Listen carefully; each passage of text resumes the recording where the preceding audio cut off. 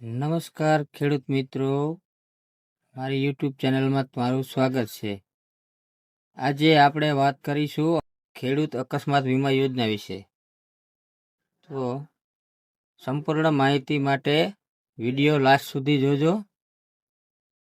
આગળ આપણે વાત કરીએ કે મળવાપાત્ર રકમ કેટલી છે, કેવી રીતે અરજી કરવી, કયા કયા ડોક્યુમેન્ટ જોશે. તો આગળ વાત કરીએ તો ખેડૂત ખાતેદાર અકસ્માત વીમા યોજનાની સંપૂર્ણ માહિતી. તારીખ 1/4/2025 બાદ લાગુ નિયમ. અને જો કે મળવાપાત્ર રકમ રાજ્ય સરકાર તરફથી 4 લાખ અને જિલ્લા પંચાયત તરફથી 2 લાખ એમ કરીને ટોટલ 6 લાખ રૂપિયાની રકમ મળશે. આગળ જોઈએ તો લાભાર્થી કોણ છે, અરજીની પ્રક્રિયા કઈ છે, જરૂરી દસ્તાવેજો અને ગ્રામ સેવક માટે સ્પષ્ટ સૂચનાઓ. આગળ જોઈએ તો ખેડૂત ખાતેદાર અકસ્માત વીમા યોજના રાજ્ય સરકાર શ્રી તથા જિલ્લા પંચાયત રાજ્ય સરકાર શ્રી દ્વારા અમલી ખેડૂત ખાતેદાર અકસ્માત વીમા યોજના અંતર્ગત મહત્વનો નિર્ણય લેવાયો છે. લાગુ થવાની તારીખ 1/4/2025 કે ત્યારબાદ જો કોઈ ખેડૂત ખાતેદારનું અકસ્માતથી મરણ થાય તો આ યોજના હેઠળ સહાય મળવા પાત્ર રહેશે. આગળ જોઈએ તો સહાયની રકમ રાજ્ય સરકાર શ્રી તરફથી 4 લાખ રૂપિયા અને જિલ્લા પંચાયત તરફથી 2 લાખ રૂપિયા એમ મળીને કુલ ટોટલ મળવાપાત્ર સહાય 6 લાખ રૂપિયા છે. ત્યારબાદ આગળ જોઈએ તો લાભ કોને મળશે. અકસ્માતથી મરણ પામનાર ખેડૂત ખાતેદારના કાયદેસર વારસદારોને મળશે.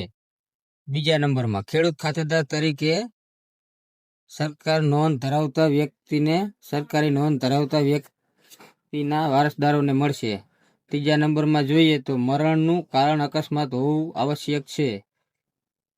પછી આગળ જોઈએ તો અરજી કરવાની પ્રક્રિયા. ખેડૂત ખાતેદારના અકસ્માતને મરણ થયા બાદ તરત જ ગ્રામ સેવકનો સંપર્ક કરી લેવો. ગ્રામ સેવક દ્વારા અરજી ફોર્મ ભરવાનું રહેશે. જરૂરી દસ્તાવેજો જોડીને અરજી પેટા વિભાગ મારફત જિલ્લા કક્ષાએ મોકલવાની. 4 નંબરમાં જોઈએ તો અરજી સમયસર કરવી ખૂબ જરૂરી છે. ત્યારબાદ આગળ જોઈએ તો જરૂરી દસ્તાવેજો, મૃત્યુ પ્રમાણપત્ર. બીજા નંબરમાં અકસ્માત અંગેનો પુરાવો અથવા પોલીસ રિપોર્ટ. ત્રીજા નંબરનું ખેડૂત ખાતેદાર હોવાનું પ્રમાણ રેકોર્ડ. ચોથા નંબર વારસદારના આધાર કાર્ડ ઓળખપત્ર. 5મા નંબરે બેંક પાસબુકની નકલ, ખાતાની વિગતો. પછી આગળ જોઈએ તો ખાસ સૂચનાઓ ગ્રામ સેવકો માટે.